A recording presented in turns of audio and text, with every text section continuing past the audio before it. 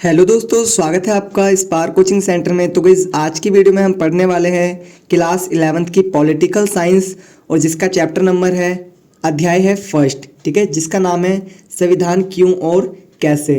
तो chapter start करने से पहले मैं आपको बता दूं, इससे पहले मैंने इसकी इंट्रोडक्शन वाली वीडियो अपलोड की थी, ठीक है, और जिसमें मैंने आपको बताया कि आपके पेपर में कितने चैप्टर आ रहे हैं फर्स्ट टर्म में और सेकंड टर्म में कितने चैप्टर आएंगे। साथ ही साथ मैंने आपको ये भी बताया था कि कौन सा चैप्टर कितने नंबर का आएगा फाइनल टर्म में, ठीक है। तो आप सभी चीज़ों की जो जानकारी है वो इससे पहले वाली वीडियो में ले सकते हैं, जो इंट्रोडक्शन वीडियो है, ठीक है। प्लेलिस्ट बना दी है मैंने 2025 से 26 के अकॉर्डिंग, ठीक है। और इससे पहले मैंने लास्ट ईयर 2024 से 25 के अकॉर्डिंग भी एक प्लेलिस्ट बना रखी है, जिसमें मैंने सिर्फ इंपॉर्टेंट क्वेश्चंस करवाए थे, ठीक है। उसमें मैंने आंसर्स नहीं करवाए थे। जिस तरीके से मैं इस बार लेकर आया हूँ, ये मैंने थोड़ा सा अपडेट करा है अपने आप को, क्योंकि पिछली बार हमने थोड़ा सा लेट स्टार्ट करा था और इस बार हम थोड़ा सा टाइम से हैं। तो ऑलमोस्ट सारी वीडियो मैं 15 सितंबर से पहले मैं अपलोड कर दूंगा यूट्यूब पे। तो जस्ट आपको करना क्या है, सभी वीडियोस को बहुत अच्छे से देखना है, क्योंकि कहीं ना कहीं यहीं से आपका पेपर आएगा। और ये जो मैं क्वेश्चंस यहाँ पर करवा रहा हूँ, ये इतने महत्वपूर्ण क्वेश्चन हैं जो आपके पेपर में डेफिनेटली आते हैं। और आपके जो लास्ट ईयर जो मैंने वीडियो अपलोड की थी, मतलब कि अभी अप्रैल में ही की होगी, मार्च फरवरी टू अप्रैल, ठीक है, इसके बीच में ही वीडियो अपलोड की थी, तो उसका मैं आपको लिंक दे दूंगा डिस्क्रिप्शन में। साथ ही साथ अगर आप 11th में तो हैं ही, आपके कोई घर में 12th क्लास का हो या फिर कोई आस पड़ोस में, तो उसको भी इस वीडियो को शेयर कर दीजिए, क्योंकि कहीं ना कहीं 12th क्लास के वीडियोस भी हम यहाँ पर करवाएंगे। और अगर आप चैनल पे न्यू हैं तो चैनल को सब्सक्राइब कर लीजिए, क्योंकि यहाँ पर आपको इंग्लिश स्पोकन कोर्स भी मिल रहा है, ठीक है। प्लेलिस्ट पे विजिट करिए और सबसे नीचे स्क्रॉल करिए, आपको वहाँ पर सारी इंग्लिश जो कोर्स है हमारी वो मिल जाएगा। साथ ही साथ हमारा दूसरा यूट्यूब चैनल है जिसका नाम है spark coaching centre for English. आप वहाँ पर भी इंग्लिश हमसे सीख सकते हैं। तो आप हर जगह हमसे इंग्लिश सीख सकते हैं। लाइक हमारा इंस्टाग्राम पे भी आईडी बनी हुई है, और बहुत जल्द हम अपना फेसबुक पे भी आईडी बनाएंगे। तो बने रहिए चैनल के साथ और सीखते रहिए, और वीडियो को पूरा जरूर देखिएगा, क्योंकि आपको ये जो नोट्स मैं करवा रहा हूँ ये हमारे पर्सनली नोट्स हैं लिखे हुए, ठीक है। क्योंकि हम जो फिजिकली क्लासेस करवाते हैं उनमें हम कहीं ना कहीं इन बच्चों को ये सारी चीज़ें पढ़ाते हैं, और जब बच्चे इन चीज़ों को पढ़ते हैं तो कहीं ना कहीं क्लासेस में यही क्वेश्चन सुन के आते हैं, और बच्चे इजीली जो टेस्ट होता है उनका वो कर पाते हैं, पेपर आता है पेपर कर पाते हैं, ठीक है। तो मैंने सोचा क्यों ना हम यूट्यूब पे भी एक बार पढ़ा के देखें बच्चों का क्या सपोर्ट होता है, क्या बच्चे कहते हैं। और कमेंट जरूर करिए अगर वीडियो आपको अच्छी लगी हो तो, क्योंकि बहुत मेहनत लगी है, आपके लिए ही बना रहा हूँ मैं। और चैनल को सब्सक्राइब जरूर करिए, ताकि कहीं ना कहीं आप हमसे जुड़े रह सकें और भी लोग इससे जुड़ सकें। और ये इस चैनल पर जो मैं वीडियो बना रहा हूँ ये उन बच्चों के लिए ज़्यादा है जो बच्चे किसी कारणवश ट्यूशन नहीं जा पाते। बहुत सारे रीजंस होते हैं, ठीक है। तो अगर आपके आसपास कोई ऐसा बच्चा, तो इस चैनल के बारे में उस बच्चे को ज़रूर बताएं, ताकि कहीं ना कहीं वो बच्चा इस चैनल से कहीं ना कहीं कुछ चीज़ें सीख सके और उसको बेनिफिट हो सके, ठीक है। तो आपका ये कर्तव्य बनता है कि उन दोस्तों को जरूर शेयर करें जो किसी कारणवश ट्यूशन वगैरह नहीं जा पाते, ठीक है। या फिर आप 11th क्लास में, तो आप पूरी 11th क्लास को ही ये वीडियो शेयर कर सकते हैं, क्योंकि पेपर में बहुत सारे क्वेश्चंस आएंगे, ठीक है। आइए बिना देरी करे स्टार्ट करते हैं वीडियो को, ठीक है। तो देखिए, संविधान क्यों और कैसे। सबसे पहले मैं आपको बता दूं, अगर संविधान बना तो बना क्यों और कैसे बना, ठीक है। तो मैं आपको बता दूं संविधान बना क्यों। तो वो किसी भी देश को अगर सही तरीके से चलाना है ना, एक सुचारू रूप से चलाना है, अच्छी तरीके से चलाना है, ठीक है, तो कहीं ना कहीं संविधान का होना जरूरी है, ठीक है। और बना कैसे, तो बना एक संविधान सभा के द्वारा। किसके द्वारा? संविधान सभा के द्वारा। तो मैं आपको बता दूं यहाँ पर कि जो अपना देश है वो आज़ाद हुआ था 15 अगस्त 1947 को, और ठीक इससे एक दिन पहले 14 अगस्त 1947 को आज़ाद हुआ था आपका पाकिस्तान, क्योंकि हमारा बंटवारा भी हो गया था उसी टाइम, ठीक है। और जो हमारा संविधान है वो लगभग 2 साल 11 महीने 18 दिन में बनकर तैयार हुआ। ये अभी आप आगे डीपली पढ़ेंगे, और बहुत जल्द मैं चाहूँगा कि हम एक मतलब कि डिजिटल बोर्ड के द्वारा मैं आपको पूरा चैप्टर भी समझाऊं, ठीक है। लेकिन वो अभी नहीं हो पाएगा, लेकिन आपका सपोर्ट रहेगा तो बहुत जल्दी हो जाएगा, ठीक है। तो देखिए, अब हम देखते हैं महत्वपूर्ण जानकारी। मैं इसमें क्वेश्चन और महत्वपूर्ण जानकारी दोनों आपको बताऊंगा। ये एक एक नंबर के क्वेश्चन पेपर में आ जाते हैं, ठीक है। तो देखिए, पहला जो महत्वपूर्ण जानकारी है ये, ठीक है, इसमें पहला है आपका 6 दिसंबर 1946 को संविधान सभा का गठन हुआ, ठीक है। यानी जिस सभा के द्वारा संविधान को बनाया गया था ना, यानी संविधान सभा के द्वारा, इसका गठन कब हुआ था? 6 दिसंबर 1946 को, ठीक है। आगे देखिए 6 दिसंबर 1946 को संविधान सभा का गठन हुआ। सेकंड है आपका 9 दिसंबर 1946 को संविधान सभा की पहली बैठक हुई, यानी 9 दिसंबर को क्या हुआ, जो संविधान सभा बनी उसकी पहली बैठक हुई। ठीक है, कब हुई, 9 दिसंबर। पेपर में क्वेश्चन आ जाएगा तो आपको इजीली एक एक नंबर के क्वेश्चन में ये क्वेश्चन बहुत बार आ चुके हैं, तो आपको पढ़ना बहुत डीपली है। और देखिए 9 दिसंबर 1946 को संविधान सभा की पहली बैठक हुई और उसी दिन डॉक्टर सच्चिदानंद सिन्हा को अस्थायी अध्यक्ष चुना गया, क्योंकि वो उस जो सारे मेंबर थे ना, मतलब संविधान सभा के जो मेंबर थे जितने भी, उनमें सबसे वरिष्ठ थे, मतलब कि उनकी उम्र सबसे ज़्यादा थी, इसलिए उन्हें क्या कर दिया गया, इसलिए उन्हें वहाँ पर अध्यक्ष बना दिया गया। ठीक है, आगे देखिए 11 दिसंबर 1946 को संविधान सभा की दूसरी बैठक हुई। 11 दिसंबर को संविधान सभा की फिर से दूसरी बैठक होती है, जिसमें किसको अध्यक्ष बनाया जाता है, डॉक्टर राजेंद्र प्रसाद जी को संविधान सभा का स्थायी अध्यक्ष बनाया जाता है। ठीक है, पेपर में क्वेश्चन आता है अस्थायी और स्थायी अध्यक्ष में क्या अंतर, मतलब अस्थायी अध्यक्ष कौन बने थे और स्थायी अध्यक्ष कौन बने थे, तो आपको ये बहुत अच्छे से याद रखना है। 9 दिसंबर को बने थे डॉक्टर सच्चिदानंद सिन्हा और 11 दिसंबर को बने थे डॉक्टर राजेंद्र प्रसाद, और जो 9 दिसंबर को बने थे वो अस्थायी थे, मतलब कि टेम्परेरी, और जो 11 दिसंबर को बने वो थे परमानेंट। ठीक है, ये याद रखना। आगे देखिए, आगे दिखा रखा है भारत के संविधान को बनने में 2 साल 11 महीने 18 दिन का समय लगा। देखिए जो भारत का संविधान बनकर तैयार हुआ था ना, उसको बनने में 2 साल 11 महीने 18 दिन लगे थे। और ठीक है, और लगभग 64 लाख का खर्चा हुआ था और 166 बैठक हुई थी, मतलब कि 166 बैठक में पूरा संविधान बनकर तैयार हुआ था। ठीक है, आगे देखिए 26 जनवरी 1950 को इसे लागू किया गया और 26 जनवरी 1950 को जो हमारा संविधान है वो पूरे भारत पर लागू हो गया था। और संविधान बनकर तैयार कब हो गया था, 26 नवंबर 1949। ठीक है, 26 नवंबर 1949 को हमारा संविधान बनकर तैयार हो गया था। देखिए मैं आपको बता दूं कि ये जो हमारे नोट्स अभी तक आपने देखे, ठीक है, महत्वपूर्ण जानकारी, ये जो हमारे जो फुल नोट्स हैं उसमें ये बहुत ज़्यादा है। ठीक है, मतलब कि महत्वपूर्ण जानकारी थोड़ी सी और डीपली बताई गई है, और ये तो मैंने कुछ ही लिखे हैं, ये तो शॉर्ट्स नोट्स हैं यूट्यूब के लिए। ठीक है, देखिए 81 78 98 81 03, यानी कि 8178988103 पर आप कॉल कर सकते हैं या फिर आप व्हाट्सएप पे मैसेज कर सकते हैं। और अगर आपको ये नोट्स परचेज करने हैं तो आप इन नोट्स को भी परचेज कर सकते हैं। आप चाहे तो चैप्टर वाइज परचेज कर लीजिए या आप चाहें तो एक साथ परचेज कर लीजिए।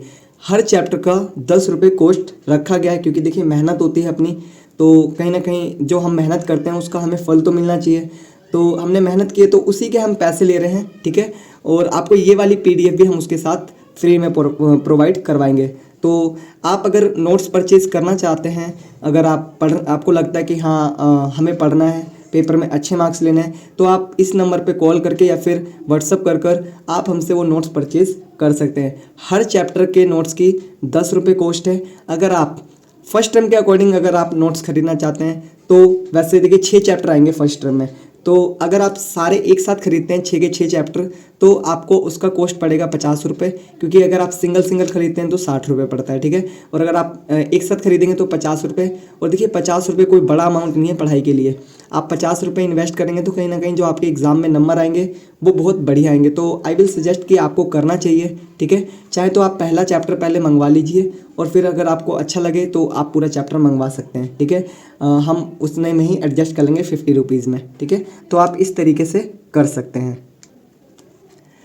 आगे है, अब हम पढ़ेंगे महत्वपूर्ण प्रश्न। ठीक है, अब जो बहुत इंपॉर्टेंट क्वेश्चन है मैंने यहाँ पर सिर्फ वही लेकर आया हूँ, लेकिन जो हमारे नोट्स हैं उसमें बहुत सारे क्वेश्चन हैं, लगभग 26 के आसपास। ठीक है, तो आप जैसा सूटेबल लगे आप वैसा कर सकते हैं। ठीक है, देखिए क्वेश्चन 1, संविधान क्या है। ठीक है, पहला क्वेश्चन आ जाता है पेपर में मोस्टली टाइम। ठीक है, तो देखिए संविधान क्या है। संविधान एक ऐसा लिखित दस्तावेज होता है जिसके द्वारा किसी देश का शासन सुचारू रूप से चलाया जाता है। इसमें नियम, कायदे, कानून, सरकार की शक्तियां, अधिकार आदि के बारे में विस्तार से लिखा हुआ होता है। तो देखिए संविधान होता क्या है। देखिए अगर आप किसी भी संस्था को चलाएंगे, किसी देश को चलाएंगे, किसी स्कूल को चलाएंगे, तो वहाँ पर ना एक नियम की जरूरत पड़ेगी कि वो नियम किसके लिए होंगे, वो नियम सभी के लिए होंगे। चाहे वहाँ पर चाहे वो प्रिंसिपल हो, जैसे एक स्कूल है तो वो नियम प्रिंसिपल के लिए भी होंगे, स्टूडेंट के लिए भी होंगे और टीचर के लिए भी होंगे, तभी तो कहीं ना कहीं वो स्कूल सही से चल पाएगा ना। अगर सोचिए उस स्कूल में नियम ही नहीं रहेंगे तो वो स्कूल सही से चलेगा नहीं चलेगा। तो किसी देश को चलाने के लिए संविधान होता है, और संविधान कैसा होता है, कई जगह लिखित होता है, कई जगह अलिखित होता है, ठीक है। और किसी देश को सुचारू रूप से चलाने मतलब अच्छी प्रकार से चलाने के लिए एक संविधान की जरूरत पड़ती है। उसमें क्या लिखा रहता है, नियम लिखे रहते हैं, ठीक है। ये पता रहता है कि कौन कार्य कौन करेगा, कायदे मतलब कायदे कानून होते हैं, ठीक है। कायदे कानून, सरकार की शक्तियाँ कि सरकार को क्या शक्तियाँ मिली हुई हैं, सरकार क्या कार्य कर सकती है, और अधिकार और नागरिकों के अधिकार, सरकार के अधिकार, ये सब इसमें लिखे होते हैं संविधान में, जिसके द्वारा कहीं ना कहीं कोई देश होता है वो अच्छी प्रकार से चल पाता है, सुचारू रूप से चल पाता है। तो पेपर में कई बार ये क्वेश्चन आ गया है, तो आप अच्छे से इसको याद कर लें, पढ़ लें इसी लैंग्वेज में, ठीक है। अब देखिए यहाँ पर क्वेश्चन सेकंड है, लिखित संविधान से क्या तात्पर्य है, या फिर क्वेश्चन आ जाएगा लिखित संविधान से आप क्या समझते हैं। क्वेश्चन कोई सा भी आए, आपको ये पता लग जाए कि लिखित संविधान है, तो आपको क्या लिखना है, आंसर देखिए, वह संविधान जिसका अधिकांश भाग लिखित होता है, इसका निर्माण किसी विशेष समय पर संविधान सभा द्वारा किया जाता है। यानी जो लिखित संविधान होता है उसका अधिकांश भाग लिखित होता है, और इसका जो निर्माण है ना वो एक लिमिट टाइम में किया जाता है, मतलब कि 2 साल, 5 साल, 3 साल, 1 साल, यानी जैसे भारत का संविधान लिखित संविधान है, ठीक है। अधिकांश भाग क्या होता है, लिखित होता है, ठीक है। आगे देखिए, और किसी विशेष अवधि में उसका निर्माण होता है, जैसे भारत का संविधान आपको पता है 2 साल 11 महीने 18 दिन के अंदर बनकर तैयार हो गया। आगे देखिए, लिखित संविधान देश का सर्वोच्च कानून होता है। लिखित संविधान भारत, अमेरिका तथा फ्रांस इत्यादि के हैं। देखिए अब जो लिखित संविधान होता है वो कहीं ना कहीं देश में सबसे सर्वोच्च होता है, और लिखित संविधान किन देशों का है, कुछ उदाहरण दिए गए हैं। भारत का लिखित संविधान है, अमेरिका का लिखित संविधान है, फ्रांस का भी लिखित संविधान है, ठीक है। और भी अन्य देश हैं, लेकिन मैंने यहाँ पर आपको 3 ही बताए हैं, ठीक है। तो आपको 3 इनफ है, ये आप 2 लिखेंगे तो भी चलेगा, 3 लिखेंगे तो भी चलेगा, ठीक है। अब हम पढ़ेंगे क्वेश्चन नंबर 3, कठोर संविधान क्या होता है, ठीक है। इससे पहले हमने 2 क्वेश्चन पढ़े, संविधान क्या है और लिखित संविधान से क्या तात्पर्य है, ठीक है। देखिए कठोर संविधान उसे कहा जाता है जिसमें आसानी से परिवर्तन न किया जा सके। कठोर संविधान देखिए वह संविधान होता है जिसमें आसानी से परिवर्तन नहीं किया जा सकता, ठीक है। जब साधारण कानून के बनाने के तरीके और संविधान में संशोधन करने के तरीके में अंतर हो, अर्थात संशोधन का तरीका कठिन हो, तो उसे कठोर संविधान कहते हैं। जैसे संयुक्त राज्य अमेरिका का संविधान कैसा है, कठोर है। देखिए बताया गया है कोई कानून बनाने का तरीका अलग हो और कानून को बदलने का तरीका अलग हो, जब इन दोनों में डिफरेंस होगा ना तो वो कैसा कहलाएगा, वो कठोर संविधान कहलाएगा। यानी कि कानून बनाने का तरीका तो आसान होगा लेकिन कानून को बदलने का तरीका कठिन होगा, ठीक है। और ऐसे ही संविधान को क्या कहते हैं, कठोर संविधान। और अमेरिका का संविधान कैसा है, कठोर संविधान है, ठीक है। तो दोस्तों अब हमारा क्वेश्चन नंबर है 4th, मोस्ट इंपोर्टेंट क्वेश्चन है। पेपर में या तो ये 6 नंबर का आएगा या 4 का या 2 का, लेकिन इसका आना पेपर में तय है। तो आप इस क्वेश्चन को जरूर याद करिए, या तो 6 नंबर का आएगा या फिर 4 या फिर 2 का। देखिए हमें पढ़ना 6 नंबर का है, क्योंकि अगर आपको 6 नंबर का याद हो जाएगा तो 4 नंबर का आएगा तो उसमें 4 पॉइंट लिखने होंगे, और 2 नंबर का आएगा तो उसमें 2 पॉइंट लिखने होंगे। तो हमें पढ़ना कितने नंबर का है, 6 नंबर का। और ज़्यादा क्वेश्चन जो आप पढ़िए वो 6 नंबर का पढ़िए, क्योंकि देखिए 4 और 6 और 2 कवर हो जाएंगे अगर आपको 6 नंबर का क्वेश्चन याद है तो, ठीक है। आइए देखते हैं, भारतीय संविधान की मुख्य विशेषताओं का वर्णन कीजिए। मोस्ट इंपोर्टेंट क्वेश्चन मैं बार बार बोल रहा हूँ, इसको आप एकदम लिख लीजिए अपनी कॉपी पे, और ये क्वेश्चन कहीं ना कहीं आपके एग्जाम में जरूर आएगा, ठीक है, क्योंकि लास्ट टाइम भी आया था। आगे देखिए आंसर कैसे देना है हमें। भारतीय संविधान में निम्नलिखित विशेषताएं हैं। जो भारतीय संविधान है उसकी निम्नलिखित विशेषताएं हैं।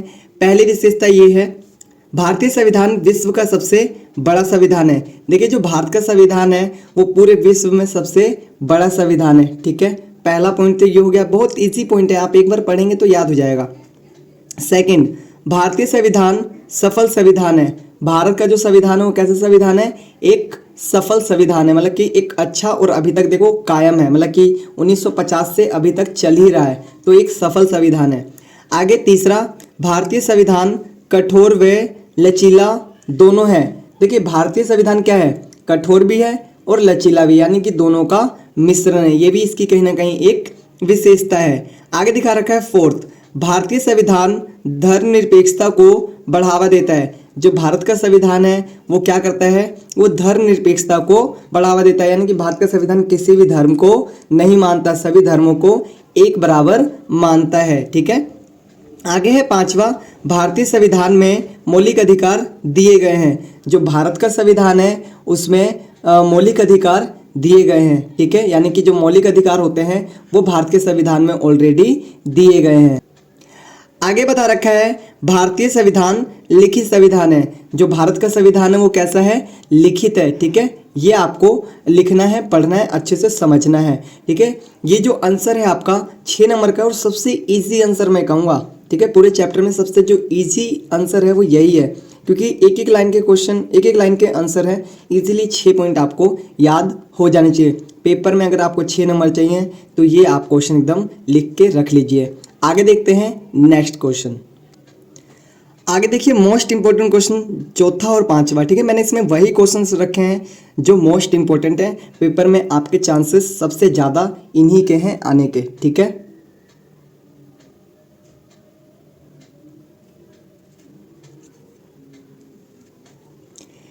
ठीक है, तो देखते हैं, आइए।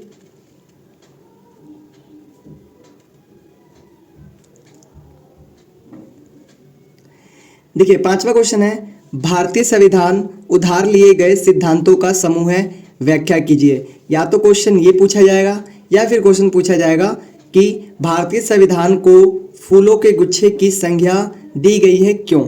देखिए दोनों क्वेश्चंस का आंसर बिल्कुल सेम होगा, एक ही। ठीक है, तो आप घबराइएगा नहीं कि क्वेश्चन कैसा पूछ लिया, आपको बस ये याद रखना है कि आंसर मुझे यही लिखना है। ठीक है, तो देखिए आंसर कैसे लिखेंगे, लिखने का तरीका होता है ये। ठीक है, भारतीय संविधान में कई देशों से प्रावधान लिए गए हैं। जो भारत का संविधान बना है उसमें कई देशों से अच्छी अच्छी चीज़ें ली गई हैं, प्रावधान लिए गए हैं, इसलिए इन्हें कहीं ना कहीं क्या कहा जाता है, फूलों के गुच्छे की संज्ञा दी गई है या फिर उधार लिए गए सिद्धांतों का समूह कहा गया है। ठीक है, तो देखिए हमें क्वेश्चन तो पता लग गया, अब हम आंसर पे फोकस करते हैं। ठीक है, तो देखिए यहाँ पर आंसर दिखा रखा है।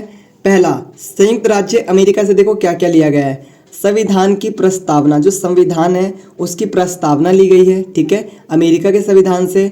और मौलिक अधिकार जो आप पढ़ते हैं ना वो लिए गए हैं। ठीक है, तीसरा, संविधान का लिखित स्वरूप, जो अपना देश का जो संविधान है ना लिखित है, वो कहाँ से लिया गया है, वो लिया गया है अमेरिका से। पेपर में आएगा 6 नंबर का क्वेश्चन आएगा और आपको ये लिखना पड़ेगा। ठीक है, और मोस्टली टाइम ये 6 ही नंबर का क्वेश्चन आया है। आगे देखिए दूसरा, ब्रिटेन। ब्रिटेन से अपने संविधान में क्या चीज़ आई है, तो ब्रिटेन के संविधान से कानून निर्माण की विधि, जो कानून का यहाँ पर निर्माण होता है ना भारत में, वो कहाँ से ली गई है, वो ली गई है ब्रिटेन से। ठीक है, कहाँ से, ब्रिटेन से।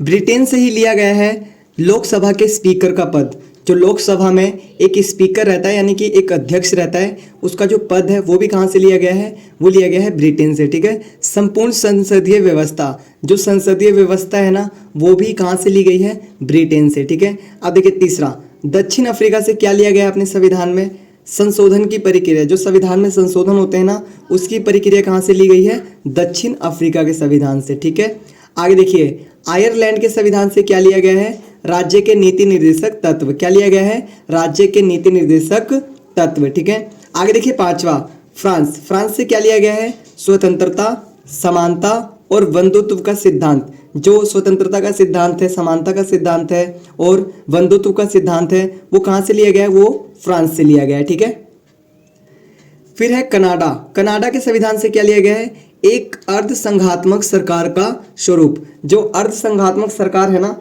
उसका स्वरूप कहाँ से लिया गया है, वो लिया गया है कनाडा के संविधान से। ठीक है, दूसरा, अवशिष्ट शक्तियों का सिद्धांत, ये भी कहाँ से लिया गया है, ये भी कनाडा के संविधान से लिया गया है। आगे देखो नोट, ये आपको लिखना है कंपलसरी। ठीक है, इन्हीं कारणों से उधार लिए गए सिद्धांतों का समूह कहा गया है। मतलब कि जो हमने ये जो अलग अलग देशों से कुछ इंपॉर्टेंट चीज़ें ली है ना, अच्छी अच्छी चीज़ें, इन्हीं को जो हमने अपने भारत के संविधान में शामिल करा ना, इसी के कारण क्या कहा जाता है कि हमने जो संविधान बनाया है वो उधार लिए गए सिद्धांतों का समूह है। समझ में आया, 6 मार्क्स का क्वेश्चन अगर बनता है पेपर में आएगा तय है। ठीक है, आगे देखिए एक और अपना क्वेश्चन है,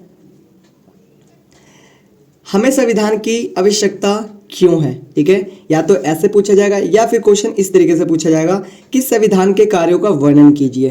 ठीक है, क्वेश्चन चाहे ये पूछा जाए चाहे ये, आंसर आपको एक ही लिखना है जो इसमें आंसर है। ठीक है, तो ये आंसर हमने जो हमारे नोट्स हैं, PDF नोट्स, ठीक है, फुल चैप्टर के, उसमें लिखे हुए हैं। तो मैंने आपको जो भी इंपॉर्टेंट क्वेश्चन थे वो बता दिए। ये आप अगर आप नोट्स परचेज करते हैं तो कहीं ना कहीं आपको ये क्वेश्चंस और बेहतरीन क्वेश्चंस आपको देखने को मिलेंगे। ठीक है, तो हमारा जो व्हाट्सअप नंबर है, जो कॉन्टैक्ट नंबर है, ठीक है, आप इस पर व्हाट्सअप और चाहे तो कॉल करके आप नोट्स परचेज कर सकते हैं। फ़ोन नंबर है 8178988103 और मेरा नाम है बिट्टू कुमार। ठीक है, आप क्या कर सकते हैं, इनका चाहे तो पूरी जो जैसे फर्स्ट टर्म है 6 चैप्टर आने हैं, तो अगर आप 6 चैप्टर के नोट्स परचेज करते हैं तो 10 रुपये चैप्टर कॉस्ट है। ठीक है, मतलब कि 10 रुपये का एक चैप्टर है तो 60 रुपये बन रहे हैं, लेकिन हम आपको ऑफर प्राइस में ये दे देंगे ओनली 50 रुपीज़ का। कितने का? सिर्फ 50 रुपये का। ठीक है, अगर आप चाहे तो एक एक चैप्टर खरीदेंगे तो आपको 10 रुपये कॉस्ट देनी पड़ेगी। तो आप देख लीजिए, 50, 40, 10 रुपये, 20 रुपये कोई मायने नहीं रखता पढ़ाई के लिए। आप पढ़ाई करिए, ठीक है, और इतने के तो बच्चे चीज़ वगैरह खा जाते हैं। तो आप तो बहुत समझदार हैं, 11वीं क्लास में हैं, और अगर आपको अच्छे मार्क्स गेन करने हैं 11वीं क्लास में तो कहीं ना कहीं आपको नोट्स परचेज करने पड़ेंगे। और 10 रुपये कोई बड़ी कॉस्ट नहीं है एक चैप्टर की। ठीक है, क्योंकि ये मेहनत भी है और कहीं ना कहीं यहाँ से आपके पेपर में क्वेश्चंस आएंगे। तो आज के लिए इतना ही, मिलते हैं एक नेक्स्ट वीडियो में इसी तरीके की बेहतरीन वीडियो। जो इसका चैप्टर नंबर 2 है वो भी मैं आपको यहाँ पर करवाऊँगा, और साथ ही साथ जो आपका जियोग्राफी है, आपका फिजिकल एजुकेशन है, ठीक है, इंग्लिश है, हिंदी है, वो सारी चीज़ें मैं आपको यहाँ पर करवाऊँगा। बस आप कमेंट लिखिए कि आपको कौन सी वीडियो चाहिए, मैं उन वीडियोस को बनाने की कोशिश ज़रूर करूँगा। और साथ ही साथ आप यहाँ पर पूरा इंग्लिश सीख सकते हैं, तो इंग्लिश की भी प्लेलिस्ट बनी हुई है। साथ ही साथ हमारा दूसरा चैनल है spark coaching centre for English, आप वहाँ पर भी हमें सब्सक्राइब कर सकते हैं और इंस्टाग्राम पे भी हमें आप फॉलो कर सकते हैं। तो मिलते हैं एक यूज़फुल वीडियो के साथ, तब तक के लिए टाटा बाय बाय, जय हिंद, जय भारत।